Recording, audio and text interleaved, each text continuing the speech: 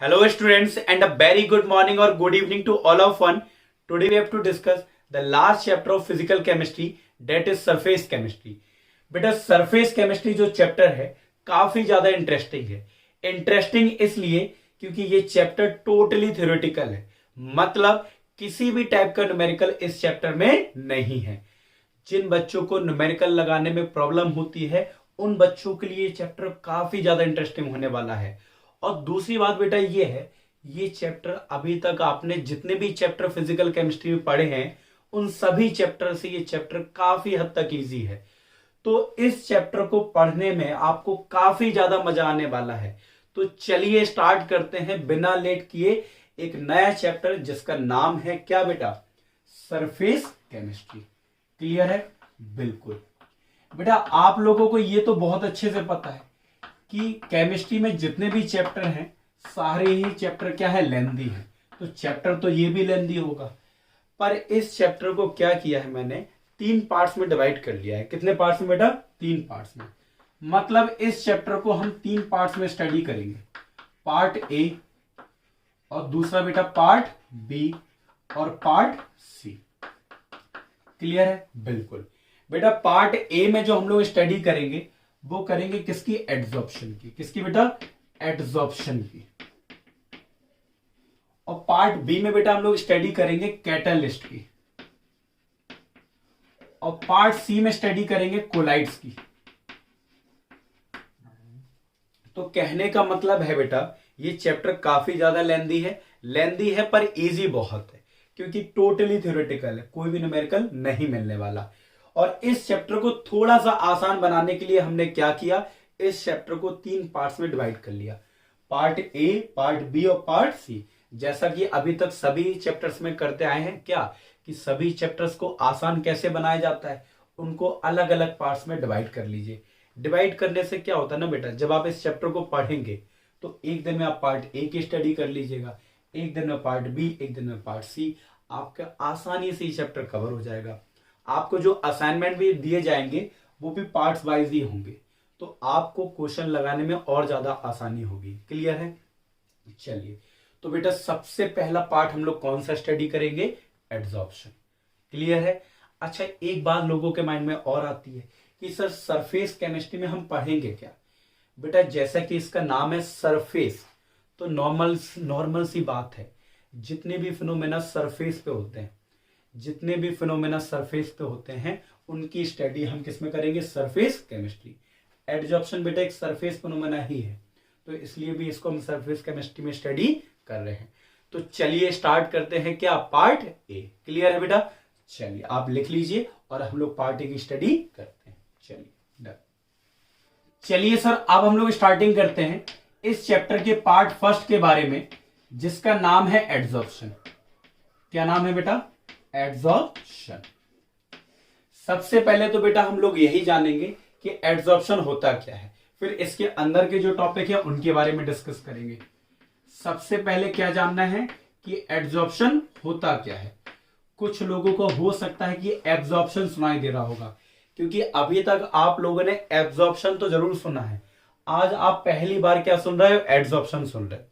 तो सबसे पहले जानते हैं कि ये होता क्या है, बहुत ही ध्यान से सुनिएगा बेटा। होता क्या है कि हर सॉलिड और लिक्विड के सरफेस की टेंडेंसी होती है, जैसे आपकी आदत होती है क्या, खाना खाने की, आपकी आदत होती है बोलने की, ऐसे ही हर सॉलिड और लिक्विड के सरफेस की टेंडेंसी क्या होती है?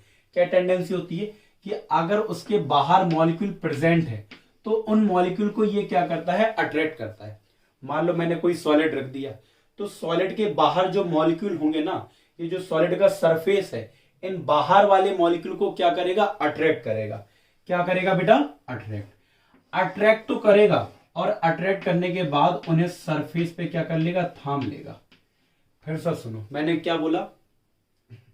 मैंने ये बेटा ये बोला कि हर सॉलिड और लिक्विड के सरफेस की ये टेंडेंसी होती है कि वो बाहर के मॉलिक्यूल को क्या करते हैं? अट्रैक्ट करते हैं और उनको सरफेस पे ही थाम लेते हैं, मतलब सरफेस पे ही एक तरीके से इकट्ठा कर लेते हैं, कलेक्ट कर लेते हैं। इसी प्रोसेस को बेटा हम लोग क्या बोलते हैं? एड्सॉर्प्शन बोलते हैं। क्या बोलते हैं बेटा? एड्सॉर्प्शन। आई बात समझ में? बिल्कुल। अगर इसको सर लैंग्वेज में लिखना हो तो कैसे लिखेंगे? बहुत आसान है बेटा, देखो यहाँ पे अगर इसे लैंग्वेज में लिखना हो तो आप लिख सकते हैं क्या, एवरी सॉलिड, सॉलिड हो या बेटा क्या हो, लिक्विड, एवरी सॉलिड और लिक्विड सरफेस, हर सॉलिड और लिक्विड सरफेस की हैव अ टेंडेंसी, इनकी क्या होती है, टेंडेंसी होती है। किसकी टेंडेंसी होती है? To attract. टेंडेंसी को एक तरीके से आदत कह सकते हैं, इनकी आदत होती है इनकी सरफेस की कि अट्रैक्ट करो किसको, मॉलिक्यूल। कौन से मॉलिक्यूल? फ्रॉम आउटसाइड, जो बाहर वाले मॉलिक्यूल हैं उनको अट्रैक्ट करने की। जैसे आपको आदत है बोलने की, हमें आदत है पढ़ाने की, ऐसी हर सॉलिड के सरफेस और लिक्विड के सरफेस की आदत होती है कि बाहर वाले मॉलिक्यूल को क्या करें, अट्रैक्ट करें, अट्रैक्ट करें और उन्हें थाम लें, रिटेन कर लें, रोक लें, retain them on the surface, on the surface, और उन्हें सरफेस पे ही क्या कर लें, थाम लें। आया नहीं आया? दिस प्रोसेस कॉल्ड क्या, एडजॉर्प्शन। आ गया नहीं आ गया बेटा? बहुत आसान। मतलब आप किसी भी सॉलिड को आप यहां रख दो तो सॉलिड क्या करेगा, अपने आसपास के पार्टिकल को अपने सरफेस पे इकट्ठा कर लेगा। This process called adsorption. Her solid की एक टेंडेंसी होती है, आदत होती है, ऐसी लिक्विड की भी आदत होती है, टेंडेंसी है, क्या कर सकते हैं, आदत है, मैं हूं आदत से मजबूर। अरे वो गाना तो सुना होगा, नहीं सुना होगा? बिल्कुल सुना है। तो ऐसे ही उसकी आदत है। मतलब ऐसा नहीं है कि हम सॉलिड से कहेंगे जाके भैया कि अपने बाहर वाले पार्टिकल को एब्जॉर्ब कर लो, इन्हें ठहरने दो अपने सरफेस पे, ऐसा नहीं है, वो अपने आप करता। मतलब जो एब्जॉर्प्शन है वो स्पॉन्टेनियस प्रोसेस है, अपने आप होती है। आप सॉलिड को रख दो, वो अपने आसपास के पार्टिकल को अपने सरफेस पे इकट्ठा कर लेगा, ठीक है। और मतलब पहले अट्रैक्ट करेगा, पहले तो अट्रैक्ट करेगा और अट्रैक्ट करके उन्हें सरफेस पे ही चिपका लेगा। इस प्रोसेस को एडजॉर्प्शन बोलते हैं। या इस प्रोसेस को हम ऐसे भी डिफाइन कर सकते हैं कि वो प्रोसेस जिसमें एक सब्सटेंस किसी दूसरे सब्सटेंस पे अटैच हो जाए, चिपक जाए एक तरीके से, इस प्रोसेस को क्या बोलेंगे, स्टिक कर जाए, अटैच हो जाए, इस प्रोसेस को क्या बोलते हैं बेटा, एडजॉर्प्शन बोलते हैं। क्या बात समझ में आई? बिल्कुल आई बेटा। आज का अगर हम एग्जाम्पल की बात करें तो आप लोगों ने सिलिका जेल तो देखी होंगी। सिलिका जेल की सफेद सफेद गोलियां होती हैं कि अगर आप लैपटॉप वगैरह खरीदने जाओ तो लैपटॉप के बैग में आती हैं सफेद सफेद गोलियां। सिलिका जेल की गोली तो पैकेट के अंदर ही रहती है वो हमेशा। तो उनका काम क्या होता है, कभी सोचा है? उनका काम बेटा क्या होता है, मॉइस्चर को एब्जॉर्ब कर लेती है, मॉइस्चर को एब्जॉर्ब अपने सरफेस पे ही एब्जॉर्ब चिपका लेती हैं। सर कैसे? बहुत ही ध्यान से देखिएगा। आप लैपटॉप के बैग के अंदर वो इसलिए रखते हैं कि उसके बैग के अंदर कहीं नमी ना आ जाए। नमी से नॉर्मल से मॉइस्चर अगर आ गया वहां पे तो थोड़ा डैमेज तो हो सकता है ना लैपटॉप। इसलिए क्या करते हैं, कोई जरूरी नहीं है कि लैपटॉप के बैग में ही, और भी कई सारी चीजें आती हैं इलेक्ट्रॉनिक्स के, तो उनमें भी ये सिलिका जेल की गोलियां आपको मिल जाएंगी। तो उनका काम क्या होता है, ये मॉइस्चर को एब्जॉर्ब कर लेते हैं। आप अपने घर में भी बहुत सारी गोलियां लेता हो तो शायद हो सकता है कि वो बहुत ज्यादा मॉइस्चर को एब्जॉर्ब नहीं करते हैं, थोड़ा बहुत, घर में तो बहुत ज्यादा मॉइस्चर होता है। तो एक एग्जाम्पल है कि एब्जॉर्प्शन ऑफ क्या बेटा, moisture, moisture by silica gel. Silica gel की जो गोली होती है वो मॉइस्चर को एब्जॉर्ब कर लेती है, नमी को, वाटर के मॉलिक्यूल को। आया नहीं आया? एक एग्जाम्पल और बताएं मैं आपको। जब कोयले की खानों में लोग जाते हैं तो गैस मास्क लगा के जाते हैं। अच्छा, उस गैस मास्क का काम क्या होता है बेटा, जो भी जहरीली गैसेस हैं, डेंजरस गैसेस हैं, उनको सरफेस पे एब्जॉर्ब कर लेती है, सरफेस पे ही रोक लेती है, और जो बाकी सारी जो जहरीली गैसेस नहीं है उनको अंदर आने देती है। तो वो भी क्या है, एब्जॉर्प्शन है। क्या बताओ बेटा, एब्जॉर्प्शन ऑफ क्या बेटा, dangerous gas, dangerous gas by gas mask. जो गैस मास्क होता है ना बेटा, उसका काम होता है डेंजरस गैस को क्या करना, एब्जॉर्ब। दिख रहा है ना सभी को? बिल्कुल दिख रहा है। क्या तो सर बस टेढ़ी आपकी राइटिंग जा रही, बाकी कोई दिक्कत नहीं है। राइटिंग तो वैसे भी मेरी बहुत अच्छी है, तो उसमें तो कोई मतलब दिक्कत होनी नहीं चाहिए। आ गया नहीं आ गया? चलो, तो कहने का मतलब ये दो बेसिक एग्जाम्पल है। अभी तो हम लोग बहुत सारे एग्जाम्पल के बारे में डिस्कस करेंगे, ये दो छोटे से एग्जाम्पल डिस्कस किए कि सिलिका जेल का काम होता है कमरे में, अगर कमरे में आसपास मॉइस्चर हो उनको भी एब्जॉर्ब कर ले, मतलब अगर मॉइस्चर है, नमी है, तो उस नमी को वो अपने सरफेस पे चिपका लेती, एब्जॉर्ब कर लेती। आ गया नहीं आ गया?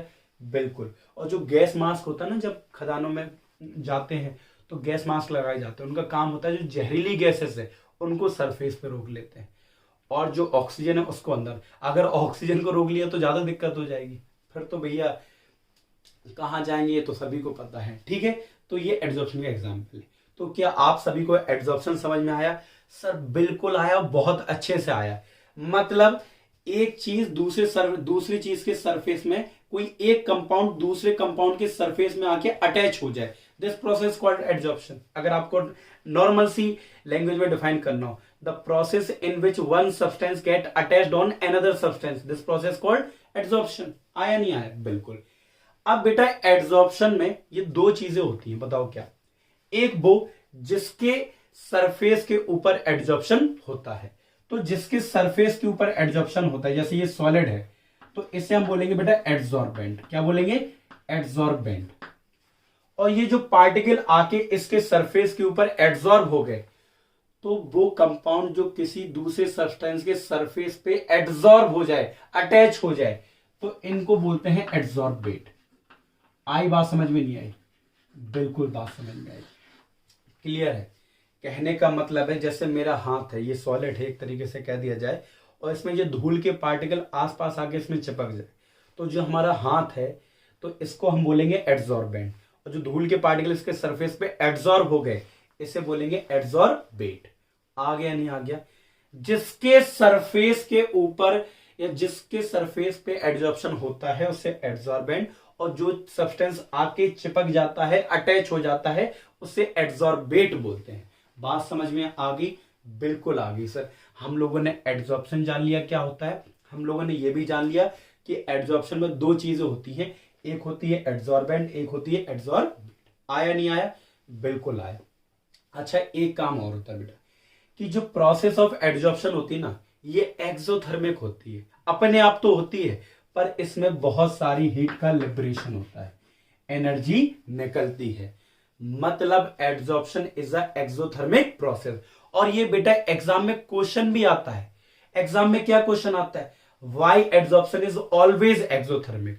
अच्छा, आप लोगों को एक बात तो पता ही होगी कि जब भी एक नया फोर्स डेवलप होता है, जब भी कोई एक नया फोर्स डेवलप हो, तब तब एनर्जी रिलीज होती है। या अगर हमें किसी दो मॉलिक्यूल को जो इंटरमॉलिक्यूलर फोर्स से बंधे हुए हैं उनको अलग करना है तो हमें एनर्जी देनी पड़ती है। मान लो जैसे दो मैग्नेट है, उनके बीच में फोर्स लग रहा है, अट्रैक्ट कर रही है, उनको अलग करना है तो एनर्जी लगानी पड़ती है ना। बिल्कुल ऐसे ही बेटा क्या होता है, जब भी किसी दो सब्सटेंस के बीच में एक नया फोर्स डेवलप होता है, जब भी कोई भी दो सब्सटेंस हो उनके बीच में एक नया फोर्स बन रहा है, डेवलप हो रहा है, तो वहां एनर्जी रिलीज होती है। देखो ये है एड्सॉर्बेंट और ये है एड्सॉर्बेट के पार्टिकल। जब ये दूर दूर थे तब इनके बीच में अभी कोई फोर्स नहीं था, ये अट्रैक्ट कर रहा था। अब ये जब पास आ गए, इसके सरफेस पे एड्सॉर्ब हो गए, तो एड्सॉर्बेंट और एड्सॉर्बेट के बीच में एक नया फोर्स तो डेवलप हुआ होगा ना, जिसकी वजह से ये सरफेस पे रुके हुए हैं, अटैच हैं। तो बिल्कुल because there is a attraction force, एक न्यू फोर्स कह दो डेवलप हो जाता है किसके बीच में? एड्सॉर्बेंट और एड्सॉर्बेट के बीच में।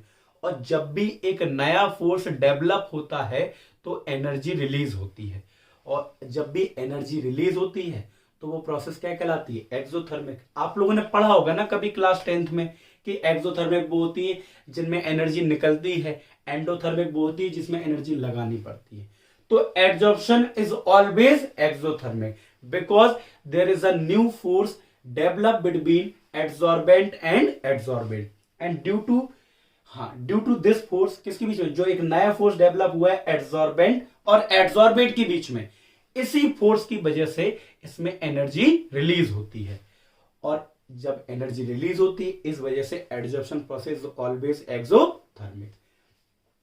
अच्छा, कैसे पता चलता है बेटा कि इसकी जो एंथैल्पी ऑफ एड्सॉर्प्शन है वो नेगेटिव होगी? क्या होगी? नेगेटिव। आया नहीं आया?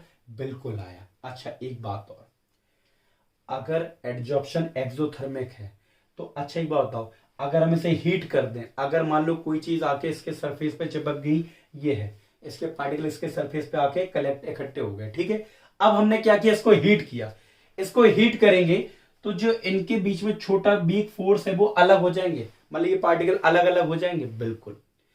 तो बेटा होता क्या है, जब किसी चीज का एड्जॉर्प्शन हो जाए, आप उसे हीट कर दो, तो बेटा जो पार्टिकल उसके सरफेस पे एड्जॉर्ब थे वो हट जाएंगे, और इस प्रोसेस को बोलते हैं डिसॉर्प्शन। क्या बोलते हैं बेटा, डिसॉर्प्शन।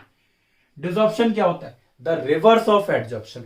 एड्जॉर्प्शन का ठीक उल्टा ही क्या कहलाता है बेटा, डिसॉर्प्शन कहलाता है। क्या मेरी बात आपको समझ में आई, बिल्कुल समझ में आई, बहुत आराम से। सर बताइए क्या, अगर मान लो कोई चीज, हाथ ही मान लो इस पे कोई चीज चिपक गई, अब अगर हम इसे हीट कर दें तो ये चीज अलग हो जाएगी। तो अटैच होना एड्जॉर्प्शन, अलग होना डिसॉर्प्शन, अटैच होना एड्जॉर्प्शन, अलग होना डिसॉर्प्शन। आ गया नहीं आ गया, सर बिल्कुल आ गया, कोई डाउट नहीं है। तो यहां पे हमने कई सारी चीजें सीखी। बताइए पहली क्या, पहली कि सर एड्जॉर्प्शन होता क्या है। सर एड्जॉर्प्शन बिल्कुल हर सॉलिड और लिक्विड की टेंडेंसी होती है, आदत होती है, किसकी, सॉलिड लिक्विड की नहीं, सॉलिड लिक्विड की सरफेस की, ठीक है। उनकी आदत होती है कि बाहर के मॉलिक्यूल को अट्रैक्ट करते हैं वो, और अट्रैक्ट करके क्या करते हैं, सरफेस पे उन्हें इकट्ठा कर लेते हैं, कलेक्ट कर लेते हैं, मतलब थाम लेते हैं, रोक लेते हैं, ठीक है। और इसी प्रोसेस को एड्जॉर्प्शन बोलते हैं। और हमने जाना कि एड्जॉर्प्शन में दो चीजें होती हैं, एक एड्जॉर्बेंट और एक एड्जॉर्बेट। एड्जॉर्बेंट क्या होता है, जिसके सरफेस पे एड्जॉर्प्शन होता है। क्लियर है। जैसे आपके एक तरीके से एक एग्जांपल ऐसे मान सकते हैं कि मान लो तुम्हारा गाल है, तुम मान लो घूम रहे हो तो धूल उल चिपक जाती है ना गालों में, तो तुम्हारे गाल क्या है, एड्जॉर्बेंट है। जो धूल उल चिपक गई ना वो एड्जॉर्बेट है। एक बेसिक ऐसा एग्जांपल समझ सकते हैं, समझने के लिए। आया नहीं आया, बिल्कुल। अच्छा, तीसरी चीज हम लोगों ने ये जानी कि जो एड्जॉर्प्शन है वो स्पॉन्टेनियस है, अपने आप होता है, और एड्जॉर्प्शन इज ऑलवेज एक्सोथर्मिक। बहुत बार क्वेश्चन पूछा गया, क्यों, क्योंकि एड्जॉर्प्शन जब होता है तो एड्जॉर्बेंट और एड्जॉर्बेट के बीच में एक नया फोर्स डेवलप होता है, और जब भी कहीं भी एक नया फोर्स डेवलप हो रहा हो तो एनर्जी रिलीज होती है। क्योंकि इसमें एनर्जी रिलीज होती है, that's why this process is exothermic. आया नहीं आया। फिर हम लोगों ने जाना डिसॉर्प्शन के बारे में। क्या होता है डिसॉर्प्शन, हाँ, the reverse of adsorption is called क्या, डिसॉर्प्शन। मतलब कोई चीज अटैच होगी, एड्जॉर्प्शन, हीट करने पर वो डिटैच हो जाए, हट जाए उसके सरफेस पे, द प्रोसेस कॉल्ड डिसॉर्प्शन। आगे नहीं आगे बात समझ में, बिल्कुल आगे। अब यहां पे एक क्वेश्चन और बनता है कि सर एडजॉर्प्शन होता ही क्यों है, कि सरफेस के मॉलिक्यूल की आदत क्यों होती है कि आप बाहर के मॉलिक्यूल को अट्रैक्ट करने की, ऐसी क्या बात है लिक्विड और सॉलिड के सरफेस में, तो वही जानना है। अब हम जानेंगे मैकेनिज्म ऑफ एडजॉर्प्शन। तो चलिए सर जानते हैं। ये बात तो समझ में आ गई, बिल्कुल आ गई सर। तो अब हम लोग बेटा जो पढ़ने वाले हैं वो क्या, मैकेनिज्म ऑफ एडजॉर्प्शन, कि एडजॉर्प्शन होता क्यों है। बहुत ही ध्यान से देखिएगा बेटा, mechanism of adsorption. Done. Sir adsorption क्यों होता है, अच्छा एडजॉर्प्शन कौन करता है, सॉलिड के सरफेस या लिक्विड के सरफेस। तो चलिए ये मान लीजिए कोई सॉलिड है, ये उसके सरफेस है। अच्छा, इसमें बल्क में पार्टिकल कहां होंगे, अंदर होंगे, उस सरफेस में भी तो पार्टिकल होंगे, बिल्कुल होंगे। बेटा जो अंदर के पार्टिकल हैं इनको हर तरफ से क्या लगता है, पार्टिकल अट्रैक्ट करते हैं, हर तरफ से, मतलब हर डायरेक्शन से, जिससे इनका जो रिजल्टेंट फोर्स हो जाता है वो जीरो। जैसे हम हैं, अगर हमको हर तरफ से कोई इक्वल फोर्स से खींचे तो हम कहीं जाएंगे, नहीं जाएंगे, मतलब एक तरीके से हम पे जो रिजल्टेंट फोर्स है वो जीरो होगा। अरे समझ में आ रहा है। अगर अंदर के जो पार्टिकल हैं तो उनको चारों तरफ से क्या लगता है, एक अट्रैक्शन फोर्स लगता है, जिससे क्या हो जाता है, उनका रिजल्टेंट फोर्स जीरो। पर जो सरफेस के पार्टिकल है ना बेटा, उनके साथ ऐसा नहीं होता है। मान लो कोई पार्टिकल यहां पे है, यहां पे सरफेस के पार्टिकल के साथ क्या होता है, इस पार्टिकल को मान लो एक अट्रैक्शन फोर्स यहां मिल रहा है और एक यहां मिल रहा है, ठीक है। तो ये फोर्स तो इस फोर्स को कैंसिल कर देगा, ठीक है। और अंदर के पार्टिकल भी तो इसे अट्रैक्ट कर रहे होंगे, बिल्कुल। तो इसका जो रिजल्टेंट फोर्स है वो कहां है, इनवर्ड है, अंदर की तरफ है। मतलब सरफेस पे जितने भी पार्टिकल हैं उन पे रिजल्टेंट इनवर्ड फोर्स लग रहा है अंदर की तरफ, मतलब उन पार्टिकल को अंदर खींचा जा रहा है, उनको ऐसा लग रहा है कोई अंदर ले जा रहा है। क्लियर है? आया नहीं आया? मेरा कहने का मतलब है कि अंदर के पार्टिकल पे तो रिजल्टेंट फोर्स 0 होता है, पर जो सरफेस पे पार्टिकल है उन पे जो रिजल्टेंट फोर्स होता है वो अंदर की तरफ होता है, इनवर्ड। तो वो कोशिश करेंगे क्या, इस फोर्स को बैलेंस करने की। तो क्या करते हैं बेटा कि जो आसपास के बाहर के जो पार्टिकल हैं ये इनको अट्रैक्ट करते हैं। एक बेसिक सा एग्जांपल बताएं। कहने का मतलब ये है कि जैसे मान लो घर में, मान लो ये हमारा घर है, ठीक है। अब हमें यहाँ पे मान लो किसी बच्चे को जब मम्मी मारने ले जाती है तो उसको पकड़ रही, खींच रही, बच्चा नहीं जा रहा, या एक तरीके से तो बच्चे को बचपन में स्कूल ले जाया जाता, नहीं ले जाया जाता? बिल्कुल सर। तो बच्चा कभी कभी जिद करता हमें नहीं जाना नहीं जाना, और फिर बच्चा क्या करता, गेट को पकड़ लेता, मम्मी खींचे, घर वाले खींचे पड़े हुए अंदर से, लो जाओ जाओ, पर बच्चा दरवाजा पकड़ लेता, छोड़ ही नहीं रहा, कर हमें नहीं जाना। ऐसे ही ये वो बच्चे हैं जो स्कूल नहीं जाना चाह रहे, अंदर नहीं जाना चाह रहे, अंदर नहीं जाना चाह रहे, तो ये क्या करेंगे, बाहर के लोगों को बुलाएंगे, इकट्ठा करेंगे और उनको सरफेस पे ही रोक लेंगे, और सरफेस पे ही रोक लेंगे, इनका फोर्स क्या हो जाएगा, बैलेंस, और बैलेंस हो जाएगा तो इन्हें अंदर जाना नहीं पड़ेगा। तो कुल मिला के सरफेस के पार्टिकल अपने ही रिजल्टेंट इनवर्ड फोर्स को बैलेंस करने के लिए बाहर के मॉलिक्यूल को अट्रैक्ट करते हैं और उन्हें सरफेस पे थाम लेते हैं, जिससे उनका फोर्स क्या हो जाता है, बैलेंस हो जाता है। आया नहीं आया? इस वजह से एड्जॉर्प्शन होता है। क्लियर है? जैसे घर में छोटे बच्चे होते हैं, जब स्कूल नहीं जाना चाहते हैं तो गेट को पकड़ लेते हैं और चिल्लाते हैं अपने दादा दादी को, बाहर वाले लोगों को, बचाओ बचाओ। तो वो लोग आके, जैसे दादा दादी तो सपोर्ट करते हैं ना बच्चों को पहले, कि बेटा चलो ठीक है, नहीं जा रहा बच्चा हमारा स्कूल, ऐसे बचपन में कहते हैं, कहते नहीं कहते? तो बस तो बाहर वाले लोग आके इकट्ठा हो जाते हैं और फिर क्या हो जाते हैं, अंदर के पार्टिकल उन्हें खींच नहीं पाते। बात समझ में आई? तो कोई एग्जाम्पल तो एक कॉमन सी बात है, एग्जाम्पल अगर समझ में आते हैं तो बहुत अच्छी बात है, नहीं आ रहे तो बेसिक जो पर्पस है वो हमें समझ में आना चाहिए। बताओ, मैकेनिज्म समझ में आई? बिल्कुल। कि सर अंदर के पार्टिकल में तो रिजल्टेंट फोर्स 0 होता है, पर जो सरफेस के पार्टिकल है उन पे अंदर की तरफ एक फोर्स लगता है, जितने भी सरफेस के पार्टिकल है सब पे अंदर की तरफ फोर्स लगता है, और वो उस रिजल्टेंट इनवर्ड फोर्स को बैलेंस करने के लिए आप सरफेस के बाहर के पार्टिकल को अट्रैक्ट करते हैं और उन्हें सरफेस पे ही थाम लेते हैं। आगे नहीं आ गया? इस वजह से एड्जॉर्प्शन होता है। क्या मेरी बात समझ में आई? बिल्कुल समझ में आ गई सर, कोई दिक्कत नहीं है। अब थर्मोडायनेमिक एक्सप्लेनेशन और समझ लेते हैं कि थर्मोडायनेमिक एक्सप्लेनेशन एड्जॉर्प्शन का क्या है, फिर इसके बाद एड्जॉर्प्शन और एब्जॉर्प्शन में अंतर जानेंगे। ठीक है बेटा? चलिए तो अब हम लोग बेटा जानते हैं क्या,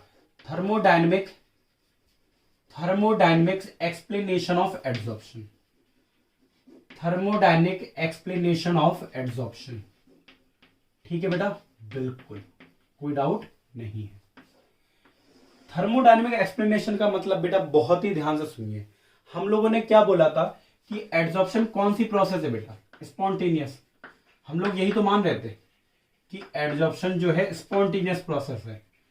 अगर हम आपसे कहते हैं कि आप प्रूव करो कि एड्जॉर्प्शन स्पॉन्टेनियस है, कैसे प्रूव करोगे? तो थर्मोडायनेमिक्स में कहा जाता है कि अगर कोई प्रोसेस स्पॉन्टेनियस है, अगर कोई प्रोसेस स्पॉन्टेनियस का मतलब है जो प्रोसेस अपने आप होती हो, जो प्रोसेस अपने आप होती है, जैसे ऊपर से पानी नीचे अपने आप गिरता है, गिरता नहीं गिरता है, तो ये प्रोसेस अपने आप होती है। किसी लकड़ी को जला दो तो वो अपने आप जलती रहती है, तो ये प्रोसेस स्पॉन्टेनियस होती है। तो कहने का मतलब है कि एड्जॉर्प्शन एक स्पॉन्टेनियस प्रोसेस है। थर्मोडायनेमिक्स में कहा जाता है कि अगर कोई प्रोसेस स्पॉन्टेनियस है तो उसका डेल्टा जी जो है वो नेगेटिव होगा, डेल्टा जी जो है वो क्या होगा, नेगेटिव। इसे बोलते हैं क्या, Gibbs free energy, Gibbs free energy. अगर किसी भी प्रोसेस की गिब्स फ्री एनर्जी नेगेटिव है तो ही वो क्या है, स्पॉन्टेनियस है। तो चलिए जानते हैं कि सर नेगेटिव कब होगी। चलिए बेटा, डेल्टा जी का जो फॉर्मूला है ना, वो फॉर्म होता है delta H minus T delta S. चलो, डेल्टा जी का फॉर्मूला क्या होता है, delta H minus T delta S. बेटा ध्यान से देखिएगा, फॉर एड्जॉर्प्शन, एड्जॉर्प्शन में बेटा क्या होता है आपको पता है, एडजॉर्प्शन कौन सी प्रोसेस है? एक्सोथर्मिक, क्योंकि हमें पता है एडजॉर्प्शन एक एक्सोथर्मिक प्रोसेस है, इस वजह से उसका जो एंथैल्पी है, इसे बोलते हैं बेटा एंथैल्पी, मतलब जो एनर्जी में जो चेंज आता है वो नेगेटिव आता है। क्या आता है? नेगेटिव। क्यों? क्योंकि एडजॉर्प्शन कैसी है? एक्सोथर्मिक। अगर कोई प्रोसेस एक्सोथर्मिक है तो उसके लिए डेल्टा एच की वैल्यू नेगेटिव होती है। यहाँ पे डेल्टा एच क्या है? Enthalpy, change in enthalpy. यहाँ पे डेल्टा एस क्या है? एंट्रोपी। अभी एंट्रोपी के बारे में हम बता देते हैं। तो पहले मेरी बात क्या समझ में आई? हम लोग ये समझ रहे हैं कि एडजॉर्प्शन एक स्पॉन्टेनियस प्रोसेस है, अपने आप होती है। अगर कोई प्रोसेस अपने आप होती है तो थर्मोडायनेमिक्स कहती है उसका डेल्टा जी नेगेटिव होगा। कहने का मतलब है कोई प्रोसेस अगर स्पॉन्टेनियस है तो उसका डेल्टा जी नेगेटिव ही होगा। क्लियर है? बिल्कुल। तो चलिए देखते हैं कि डेल्टा जी नेगेटिव किस कंडीशन में होगा। तो उसके लिए हमने फॉर्मूला लिख लिया जो कि क्लास 11 में था, डेल्टा जी बराबर delta H minus T delta है। जिनको याद है, हमें उम्मीद है कि आप लोगों को बिल्कुल याद नहीं होगा, तो कोई दिक्कत नहीं है, याद कर लो। नहीं है याद तो याद कर लो। क्या होता है? डेल्टा जी बराबर delta H minus T delta S. Delta G बता ही चुका हूं, Gibbs free energy change, enthalpy change और ये एंट्रोपी चेंज। एंथैल्पी क्या होता है? एंथैल्पी एक तरीके की एनर्जी ही समझ लो। अभी इतना ही जान लो कि एंथैल्पी एक तरीके की एनर्जी है। ठीक है, चलिए। एंट्रोपी, अच्छा मैंने एक बात और बोली कि एड्सॉर्प्शन के लिए डेल्टा एच की वैल्यू नेगेटिव होती है, क्योंकि एड्सॉर्प्शन प्रोसेस कैसी होती है? एक्सोथर्मिक। अब बात करते हैं एंट्रोपी की। बेटा आप खुद सुनना, एंट्रोपी हम थोड़ा सा शॉर्ट इंट्रोडक्शन दे दें। बेटा एंट्रोपी क्या होती है? जो मेजर डिसऑर्डरनेस मेजर करे। कहने का मतलब है किसी भी सिस्टम में जितनी ज्यादा डिसऑर्डरनेस होगी उतनी ही ज्यादा एंट्रोपी होगी। एंट्रोपी ये नापती कि मॉलिक्यूल कितने ज्यादा डिसऑर्डर है। सर कैसी बात कर रहे हैं? डिसऑर्डरनेस मतलब पार्टिकल ऑर्डर में ना हो। अगर पार्टिकल ऑर्डर में है, एक सही मैनर में अरेंज है, तो उसकी एंट्रोपी कम होगी। एंट्रोपी क्या नापती? कितनी ज्यादा डिसऑर्डरनेस है। पार्टिकल तितरे बितरे कितने हैं? तितरे बितरे कहते सर कैसे कैसे शब्द यूज कर रहे हैं, हमें तो ये भी नहीं पता। कहने का मतलब है कि पार्टिकल कितने ज्यादा बिखरे हुए हैं, डिस्ट्रीब्यूटेड, रैंडमली घूम रहे हैं कहीं भी। एक इसका बेस्ट एग्जांपल भीड़। भीड़ तो देखी होगी ना, क्राउड। क्राउड तो देखा होगा, बिल्कुल देखा होगा। और आपने प्रेयर देखी होगी। तो प्रेयर में लोग एक ऑर्डर में अरेंज रहते हैं, और भीड़ जो क्राउड रहता है उसमें रैंडम मैनर में लोग घूम रहे होते हैं। तो एंट्रोपी कहाँ की ज्यादा होगी? क्राउड की।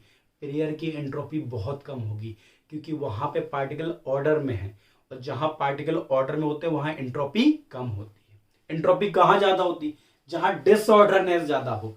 चलिए, तो एक बात बताओ, एडजॉर्प्शन में ये तो होता था पहले पार्टिकल जो बाहर है ये घूम रहे होते हैं, बाहर पार्टिकल घूम रहे होते हैं। जब एडजॉर्प्शन होता है तो पार्टिकल सरफेस पे अटैच हो जाते हैं। जब एक बार बताओ अटैच हो गए तो अब ये ऑर्डर में, अब डिसऑर्डर घूम पाएंगे क्या? अब ये पार्टिकल ऐसे घूमेंगे क्या? नहीं। अब पार्टिकल ऑर्डर में आ जाएंगे। पहले क्या थे? पहले पार्टिकल फ्री थे, ऊपर ये घूम रहे थे आजाद। तो पहले एंट्रोपी इनकी क्या थी? ज्यादा। पहले डिसऑर्डरनेस क्या थी? ज्यादा। इस वजह से पहले एंट्रोपी ज्यादा थी। पर जैसे ही एडजॉर्प्शन हुआ, अब वो बैठ गए सरफेस पे, अब अटैच हो गए, तो अब वो ज्यादा मूव नहीं कर पाएंगे। तो मूव नहीं कर पाएंगे तो डिसऑर्डरनेस कम होगी, तो एंट्रोपी कम होगी। तो कहने का मतलब पहले जो पार्टिकल थे वो आ जाते तो डिसऑर्डरनेस घूम रहे थे, अब पार्टिकल क्या आ गए? सरफेस पे अटैच हो गए, तो अब उनकी मूवमेंट कम होगी, तो वो ऑर्डर में आ गए, तो एंट्रोपी कम होगी। पहले डिसऑर्डरनेस ज्यादा थी, अब डिसऑर्डरनेस कम होगी। तो बताओ एंट्रोपी कम हुई या ज्यादा? सर कम होगी। तो एंट्रोपी अगर कम हुई तो चेंज क्या आएगा? नेगेटिव। अगर कोई चीज कम हो रही है तो चेंज क्या आता है? नेगेटिव आता है। आया नहीं आया? तो एंट्रोपी क्या होती है? डिक्रीज हो रही है। क्या हो रही है? डिक्रीज। मतलब जब भी एड्सॉर्प्शन होता है किसी भी गैस के पार्टिकल का, मतलब जब भी एड्सॉर्प्शन प्रोसेस होती है तो डिसऑर्डरनेस हमेशा कम होती है। पार्टिकल जो घूम रहे होते हैं वो अटैच हो जाते हैं एक सीक्वेंस में, ठीक है, और एनर्जी रिलीज होती है, इसलिए डेल्टा एच नेगेटिव। ये बात समझ में आ गई तो बहुत अच्छी बात है। नहीं तो एक कॉन्सेप्ट कि एड्सॉर्प्शन के लिए डेल्टा एच नेगेटिव और डेल्टा एच नेगेटिव, बस इतनी याद रखो। मैंने समझाने को पेपर में थोड़ी तुम्हें समझाना है, पेपर में तो बस तुम्हें हम जो डेरिवेशन क्या तुम्हें एक कंडीशन बता रहे हैं, पेपर में डायरेक्ट लिखना for adsorption delta H negative होती है, डेल्टा एच नेगेटिव, इतनी बात याद रखना, बाकी कोई दिक्कत नहीं।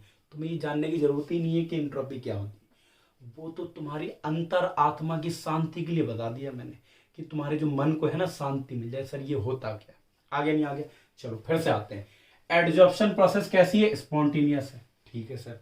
दूसरी बात, अगर थर्मोडायनेमिक्स कहता है कि अगर कोई प्रोसेस स्पॉन्टेनियस है तो उसका डेल्टा जी नेगेटिव होगा।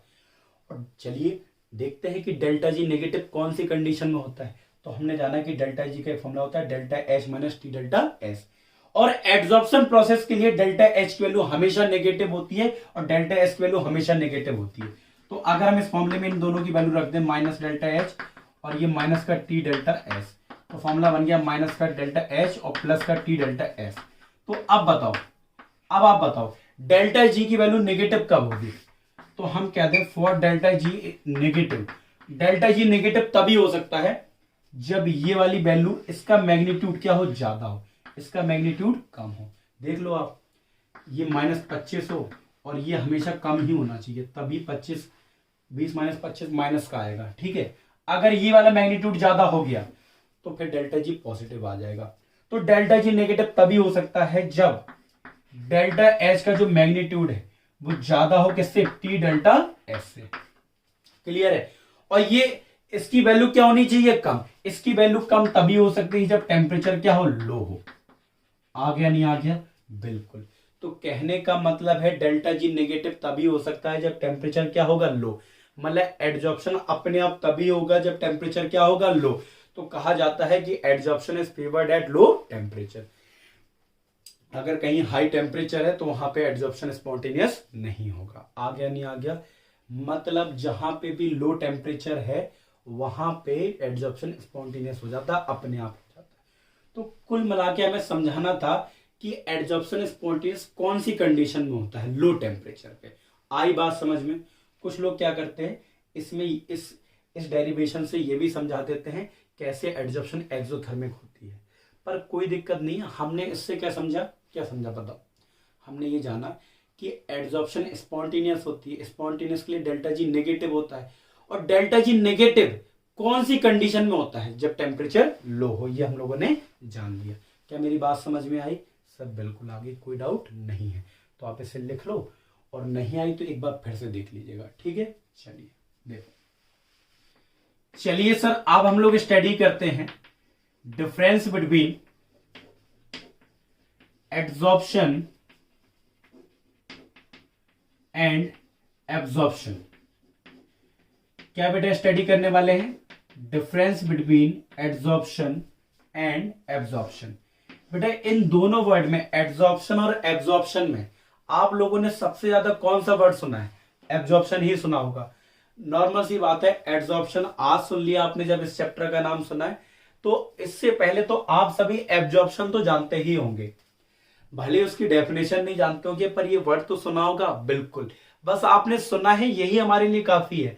क्या होता है ये हम आपको सिखा देंगे, क्लियर है। एक बार क्या हुआ, मैंने एक बार बच्चे से पूछा कि बेटा बताओ एड्सॉर्प्शन और एब्जॉर्प्शन में क्या डिफरेंस है। कह रहे सर लो आप इतना काहे परेशान, बहुत आसान है।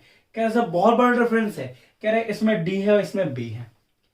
तो बेटा इसमें डी और बी ये कोई डिफरेंस थोड़ी ना है, डिफरेंस इनकी डेफिनेशन का है, क्लियर है। तो चलिए जानते हैं। बच्चा तो नालायक था, उसने बता दिया मजाक मजाक में कि सर इसमें डी है इसमें बी है, पर आप न लिखाना पेपर में। तो हमारे सर कह रहे थे इसमें डी है इसमें बी है। ये तो स्पेलिंग होगी इनकी, ठीक है। रियल में डिफरेंस क्या है, बहुत ही आसान है बेटा, बहुत आसान।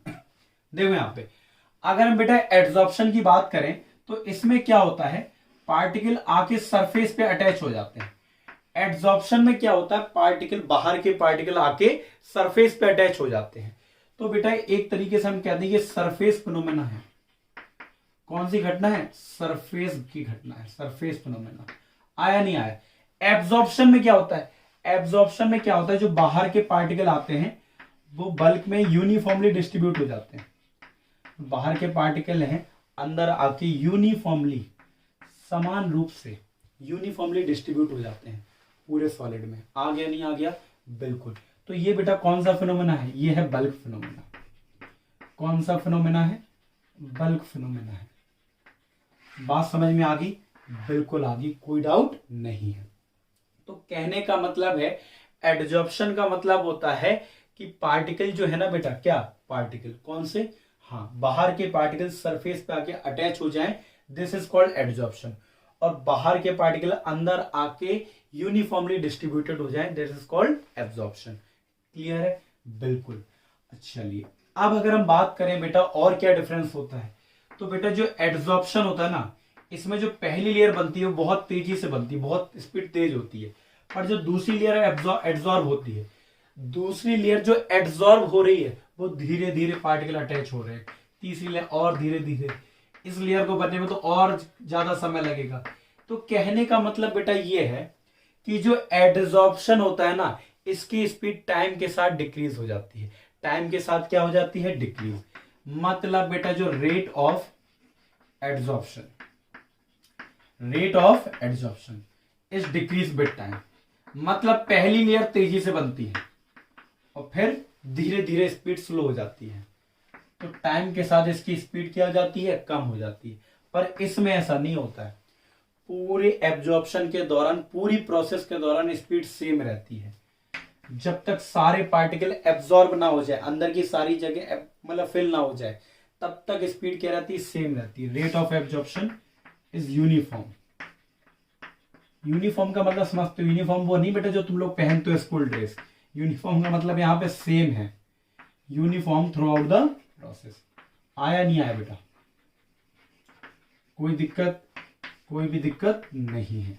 पक्का? चलिए, तो आपको क्या समझ में आ गया कि एड्सॉर्प्शन क्या होता है, कि पार्टिकल सरफेस पे अटैच हो गए तो एड्सॉर्प्शन, अगर पार्टिकल अंदर आ गए बल्क में यूनिफॉर्मली डिस्ट्रीब्यूट हो गए तो फिर एब्जॉर्प्शन। ठीक है? इसमें क्या होती है कि स्पीड टाइम के साथ डिक्रीज हो जाती है, इसमें पूरी प्रोसेस के दौरान स्पीड सेम रहती है। ठीक है? चलिए, अच्छा, एग्जाम्पल की बात करें तो बेटा इसका एग्जाम्पल तो हम लोग पढ़ चुके हैं, बताइए क्या? सिलिका जेल मॉइस्चर को, सर इसके अलावा कोई एग्जाम्पल नहीं होता? बहुत सारे एग्जाम्पल हैं, बहुत सारे, पर ये फेवरेट है ना हमारा, हर किसी का कोई ना कोई फेवरेट होता। अरे फेवरेट तो होते ही ना किसी का कोई ना कोई। एडजॉर्प्शन ऑफ मॉइस्चर, आपका भी कोई फेवरेट होगा, होगा नहीं होगा? बिल्कुल ऐसे ही हमारा फेवरेट ये एग्जाम्पल है। मतलब जो सिलिका जेल की सफेद सफेद गोलियां होती है ना, वो हवा में प्रेजेंट मॉइस्चर को क्या कर लेती है? एब्जॉर्ब करती है, सरफेस पे ही अटैच कर लेती है। पर इसका एग्जाम्पल बात करें तो एब्जॉर्प्शन ऑफ वाटर, या मॉइस्चर की भी कह दो, Y anhydrous CaCl2। Anhydrous CaCl2 होता है ना, कैल्शियम क्लोराइड, वो वाटर को क्या करता है बेटा, या मॉइस्चर को क्या करता है? एब्जॉर्ब कर लेता है, सोख लेता है, जो हिंदी जानते होंगे, नहीं तो कह लो एब्जॉर्ब कर लेता है। आया नहीं आया? ये दिख रहा है आप लोगों को? बिल्कुल दिख रहा है सर, कोई भी डाउट नहीं है? सब बस टेढ़ा लिख रहा है, कोई दिक्कत नहीं है, आ जाएगा समझ में। आ गया नहीं आ गया? बिल्कुल आ गया। अच्छा, तो अब अगर आपसे कोई पूछे कि एड्सॉर्प्शन एब्जॉर्प्शन में डिफरेंस क्या है, बिल्कुल, तो बताओ आपको पढ़ाई क्या करनी चाहिए? एड्सॉर्ब करनी चाहिए, एब्जॉर्ब? बिल्कुल, पढ़ाई बिल्कुल अंदर ले जानी है। अंदर मतलब खानी नहीं है, जो ज्ञान हम दे रहे हैं ना उसको माइंड के अंदर ले जाना है, एब्जॉर्ब करना है। पता चले सरफेस पे रहे और सुबह थोड़ा सा ही टेम्परेचर हाई हो वो उड़ जाए। तो कहने का मतलब ये है कि जितना भी ज्ञान हम दे रहे हैं उसको तुम्हें एब्जॉर्ब करना है, ना कि एड्सॉर्ब करना है। केमिस्ट्री की लैंग्वेज में बातें कर रहे हैं, कुछ लोगों को समझ में आ जाती है, कुछ को नहीं। आ गया नहीं आ गया? अच्छा एक बात बताओ, अगर टीचर जो आपको झापड़ मारते हैं, अरे झापड़ का मतलब तो समझते हो, चाटा मारते हैं, तो क्या होता है? वो एड्सॉर्प्शन होता है, एब्जॉर्प्शन? हाँ बिल्कुल सर, वो तो एड्सॉर्प्शन ही होता है। हाँ, एक तरीके का एड्सॉर्प्शन ही है। बिल्कुल, बाहर वाले जख्म होते हैं ना, दिख जाते हैं वो सीधे। ठीक है, कुछ लोग अंदर के जख्म दे देते हैं, वो एब्जॉर्प्शन होता है। बिल्कुल। चलिए आप देखो यहाँ पे एक वर्ड और है, फिर इसके बाद पूरी को हम रिवाइज कर लेंगे। ठीक है बेटा? सॉर्प्शन क्या होता है? सॉर्प्शन बेटा आप लोगों ने सुना होगा, जब एडजॉर्प्शन और एब्जॉर्प्शन दोनों ही एक साथ हो, when adsorption and absorption both take place simultaneously, when adsorption and absorption, दोनों ही चीजें, एडजॉर्प्शन और बेटा क्या, एब्जॉर्प्शन, बोथ, दोनों के दोनों, टेक प्लेस क्या बेटा, साइमल्टेनियसली, एक साथ हो, एक साथ हो, देन इट इज कॉल्ड क्या, देन इट इज कॉल्ड, हाँ दोनों ही एक साथ हो, then it is called sorption. Example, सबसे फेमस एग्जाम्पल तो यही है, chalk dipped in a ink, chalk dipped in a ink। ठीक है बेटा, आप लोग इंक जानते हो क्या होता है, इंक के बारे में थोड़ी स्टडी कर लो। इंक एक सॉल्यूशन होता है जो दो चीजों से मिलकर बना है, सॉल्यूट और सॉल्वेंट। सॉल्यूट इसका क्या होता है, कलर्ड कंपोनेंट होते हैं। इंक में जो सॉल्यूट होते हैं वो कलर्ड कंपोनेंट होते हैं, जिन्हें हम डाई भी बोल सकते हैं। क्या बोल सकते हैं, डाई। ठीक है, और सॉल्वेंट कुछ भी हो सकता है, पानी भी हो सकता है, कुछ भी हो सकता है। जो सॉल्यूट होता है ना, उसकी वजह से इंक का कलर होता है ब्लू, रेड, ग्रीन, जो भी ब्लैक, वो किसकी वजह से होता है, सॉल्यूट मतलब डाई की वजह से, कलर्ड कंपोनेंट की वजह से। क्लियर है। और सॉल्वेंट की वजह से एक तरीके से कह दो वो लिक्विड स्टेट में होता है। आया नहीं आया, बिल्कुल। तो होता क्या है बेटा, ये मान लो कोई चौक है, ठीक है, ये चौक है, ठीक है। अब चौक जो है, अब इस चौक में अगर हम किसको डिप, मतलब चौक को डिप कर दें इंक में, चौक को हमने डुबो दिया इंक में, तो होता क्या है बेटा, इंक में दो टाइप के पार्टिकल हैं, सॉल्यूट और सॉल्वेंट। तो जो सॉल्यूट के पार्टिकल होते हैं उसके चौक के सरफेस पे एड्सॉर्ब हो जाते हैं। चौक के सरफेस, ये किसके पार्टिकल है, सॉल्यूट, एक तरीके से कह दो कलर्ड कंपोनेंट, कलर्ड कंपोनेंट या डाई। जो डाई के पार्टिकल होते हैं, कलर्ड कंपोनेंट के पार्टिकल होते हैं, वो चौक के सरफेस पे एड्सॉर्प्शन कर लेते हैं। इनका क्या होता है, एड्सॉर्प्शन। और बेटा जो इनके में जो सॉल्वेंट होता है वो चौक के अंदर चला जाता है। जो सॉल्वेंट होता है, क्या होता है बेटा, सॉल्वेंट कुछ भी हो सकता है, पानी भी हो सकता है, वो सॉल्वेंट वो चौक के अंदर चला जाता है, मतलब उसका क्या हो जाता है, एब्जॉर्प्शन। तो कुल मिला के जब भी हम चौक को इंक में डिप करते हैं तो जो उसका इंक का जो सॉल्यूट है, जो कलर्ड कंपोनेंट है, वो चौक के सरफेस पे स्टिक चिपक जाते हैं, अटैच हो जाते हैं। पर उसके अंदर, इंक के अंदर जो सॉल्वेंट है वो चौक के अंदर चला जाता है, एब्जॉर्प्शन कर लेता है।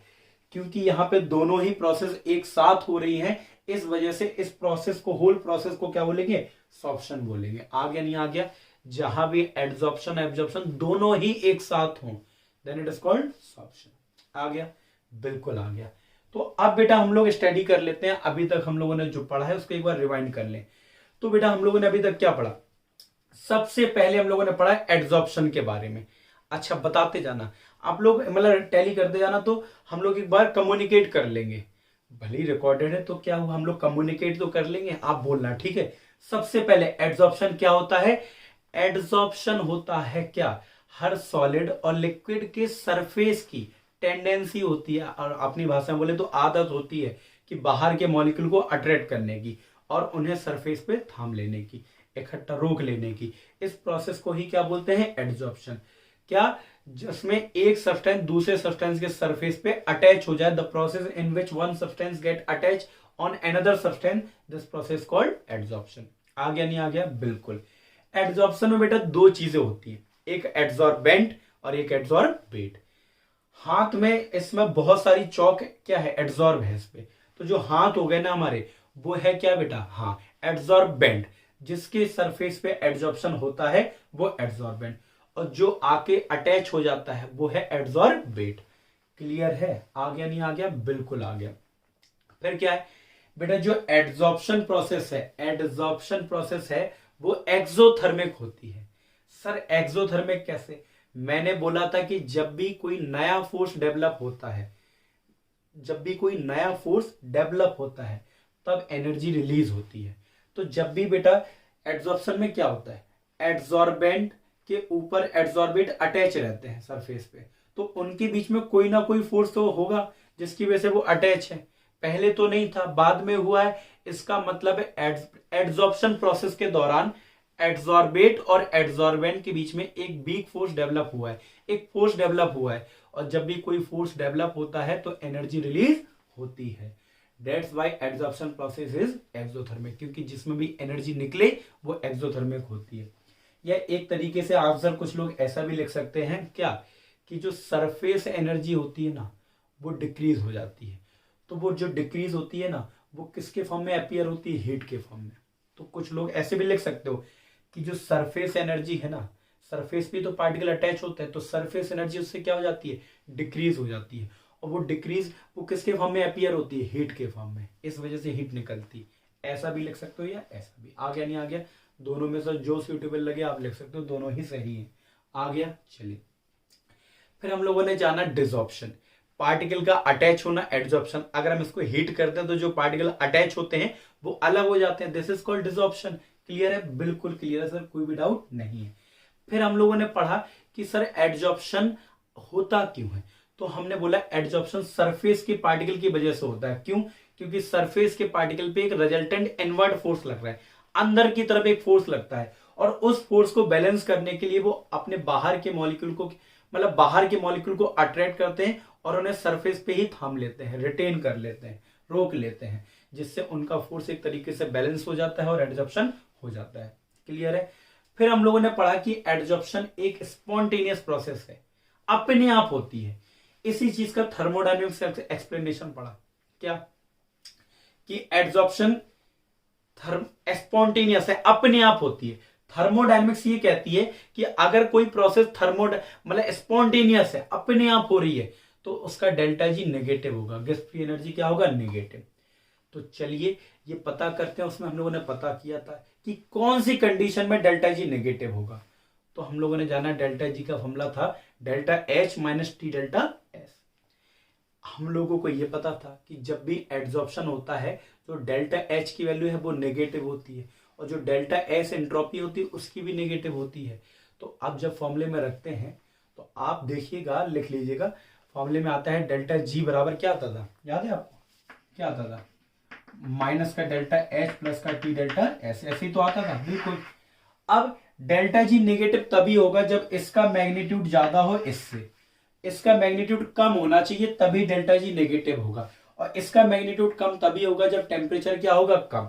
तो कहने का मतलब है कि जो एड्सॉर्प्शन प्रोसेस है वो स्पॉन्ट या फेवर्ड होती है at low temperature. Low temperature पे एड्सॉर्प्शन स्पॉन्टेनियस होता है, आसानी से हो जाता है। हाई टेम्परेचर पे एड्सॉर्प्शन हो भी सकता है और नहीं भी, पर लो टेम्परेचर पे तो होगा, ये तो कंफर्म है। क्लियर है, आ गया नहीं आ गया, बिल्कुल आ गया। अच्छा सर एक बात और बताइए, क्या फिर हम लोगों ने उसके बाद क्या पढ़ा, उसके बाद हम लोगों ने जाना कि एड्सॉर्प्शन और एब्जॉर्प्शन में क्या डिफरेंस है। अगर पार्टिकल सरफेस पे अटैच हो रहे हैं then it is called adsorption, अगर पार्टिकल अंदर आ जा रहे हैं और यूनिफॉर्मली डिस्ट्रीब्यूट हो रहे हैं, एब्जॉर्प्शन। एड्सॉर्प्शन में स्पीड टाइम के साथ डिक्रीज होती है, एब्जॉर्प्शन में ऐसा नहीं होता है, स्पीड यूनिफॉर्म रहती है। क्लियर है, बिल्कुल। फिर हम लोगों ने जाना आखिरी प्रोसेस सॉर्प्शन, जब एड्सॉर्प्शन और एब्जॉर्प्शन दोनों एक साथ हो then it is called sorption.